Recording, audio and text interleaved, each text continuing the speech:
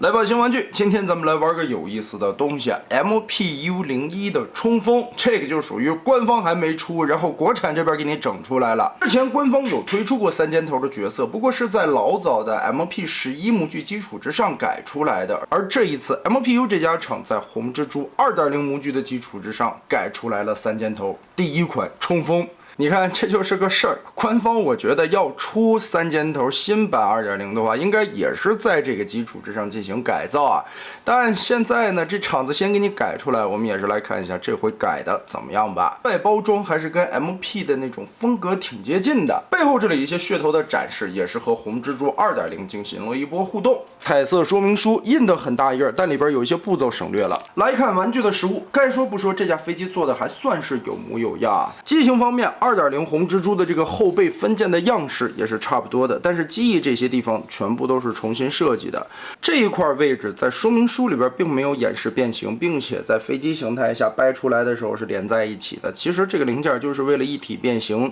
手臂上的这个臂炮啊，你在飞机形态下也可以扭一下。起落架可以翻出，而且轮子滚动的还挺溜的，所以推个机啥的是没问题啊。前方的雷达盖没有省略，里边也有银色的涂装。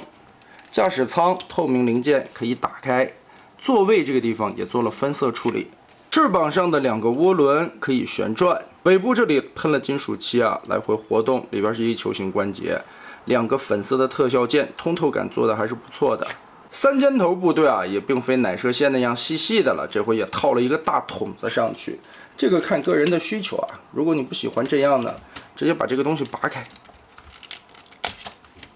整体机型看下来，其实把玩一圈以后，感受啊，模具的精度还行，但是吧，有一些地方可能是因为漆面的关系，一些卡扣的地方非常的紧，还有一些转轴是偏松的。比如说我这款上面发现的问题啊，胸口的这个盖板。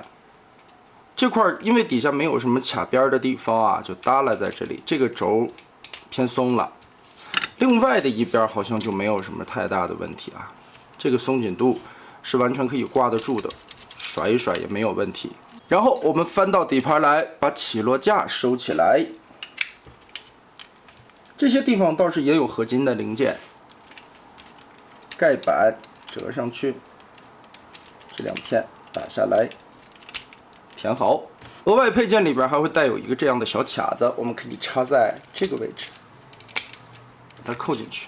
搭配盒子里边带着大支架，支架下方的拐角是有来回旋转的方向的，但是有一些地方可能偏松。好在呢，它的转轴地方是螺丝的位置，用十字的改锥稍微拧紧一点，也可以支撑得住。所以地台互动起来的时候，还能摆成这样斜飞的姿势。这时候咱们再聊一个挺敏感的话题啊，版权到底是什么？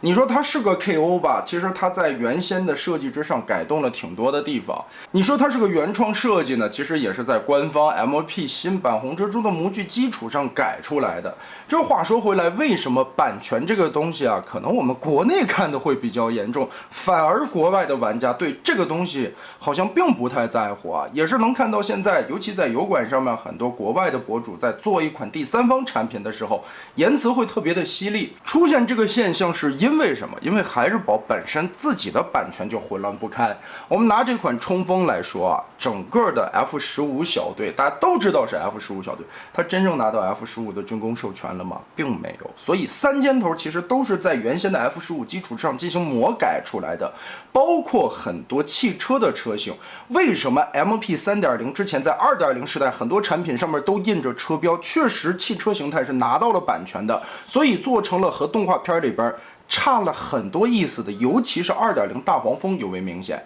它就是为了还原甲壳虫的那个拿到版权的车型，反而不像动画片里边的样子了。包括记忆动画里边很多的车型，其实和现实的载具差的非常非常多啊。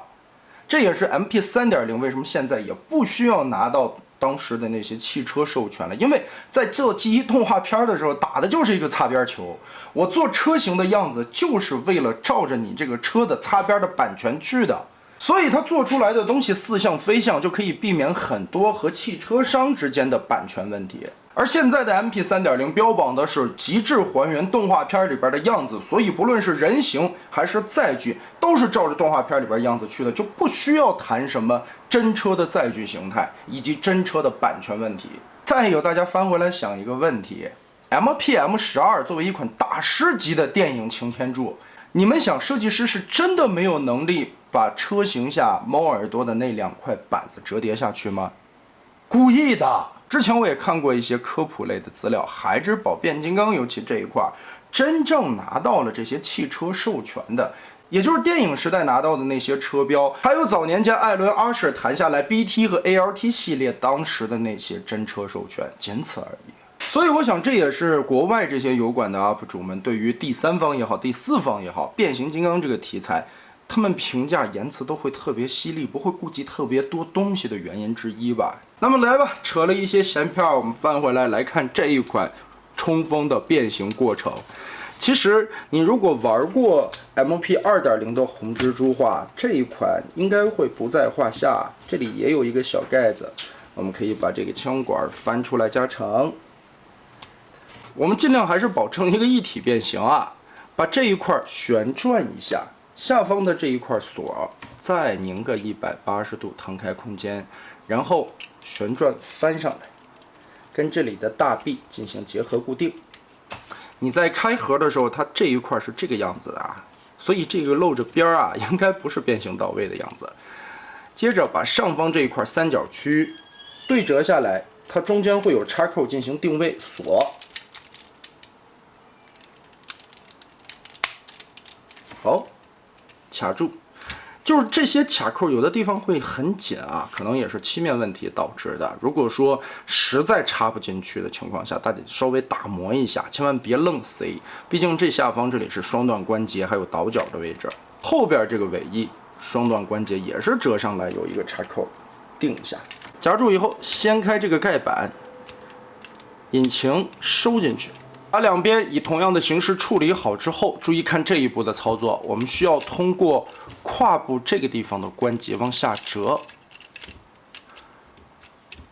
往下撇这个齿轮关节，然后让后背的这一块尖儿脱出。在密合的时候需要注意啊，这地方下边其实是有2个卡扣的。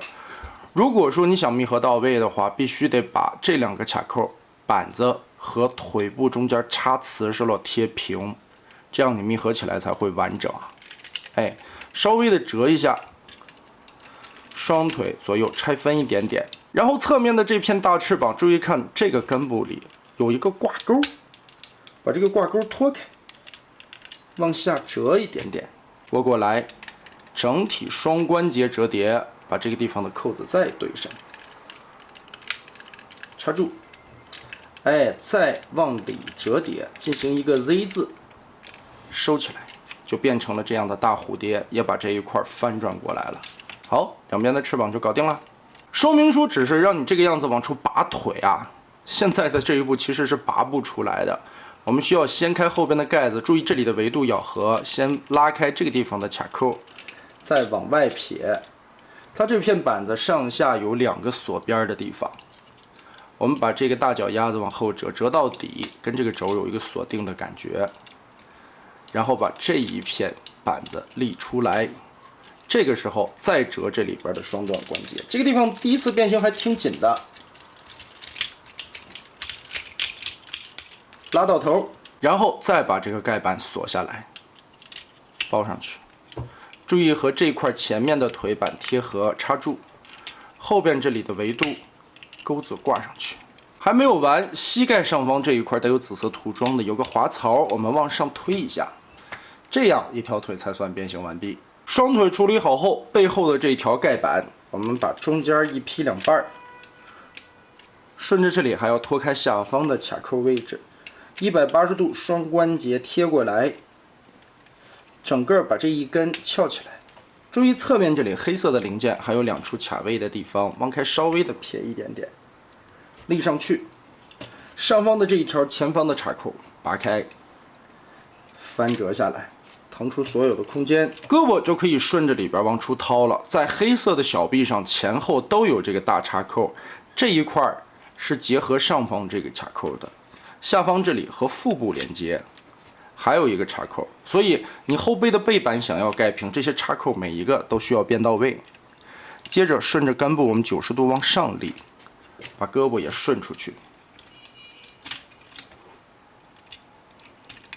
肚子里边挡肉的这个边儿，注意挪一下脑袋的位置，把这个边儿折起来。这一块好像是个合金零件啊，天气太热了也感受不太出来。倒是这一款身上有一些地方都是合金零件上的漆，把玩起来，在一些受力的地方倒是能感觉到有安全感的。肚子我们现在全部扩开了，这个时候把前方的这块盖板打起来，旋转个180度。机头的位置往开拆的时候就要小心了啊，这一块其实挺紧的还。打开这里边的插扣，整个的拉下来，驾驶舱的靠背折进去，前方的雷达拧一下，旋转到上方的转轴，把这个鼻尖叠起来，然后根据这个驾驶舱的位置进行90度折叠，贴好。下方这2片呢，再往里贴90度。然后顺着这个滑槽缩进去，然后这一块驾驶舱和人形头部的翻转过程中啊，有许多点还是需要注意的。第一个，手指头垫进去，把胸部这个假的驾驶舱往出推一下，这块根部是有一个滑槽的，尽量的顶起来它，鼓出来。再然后把这个弯腰的关节稍微的往下撇一点点，腾出来更多的空间。你这个时候再去翻转中间芯儿的这一块，脑袋就不会跟这个边缘卡着了。往下翻，根部这里其实是一个双关节的轴啊，所以你这个轴转过来的时候，脑袋只要出来了就可以往上推了，把它推齐，然后让出来下边的这个边儿。这一块的设计你也不能说不好吧，它主要是为了藏东西啊。反正是挺挤的，因为52时代就是这个样子啊。无非它替换的就是个脑袋，中间机头的这一块变形还是原始的设计。再把后边的这些板子对折起来，该有插销的地方我们都插上，顺着这个扣子夹合扣起来，屁股这块就包住了。再把这一条侧面拉下来扣上。双关节折叠放进去，注意这个红色的卡扣和这一片黑色的卡扣边缘有一个凹槽，这里定位的话，侧面肋骨的这片板子就不会回弹了。再把这一片盖下来，背包结合住，大概的样子已经差不多，剩下一些小细节，翻出拳头。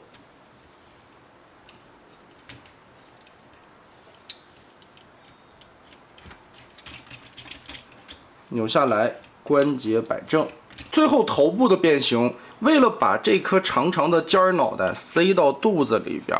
它没有用真机头去变形，所以呢，它做了一个质量转换的畸变。我们先挪到后脑勺来，注意看它后边这里左右有2片零件，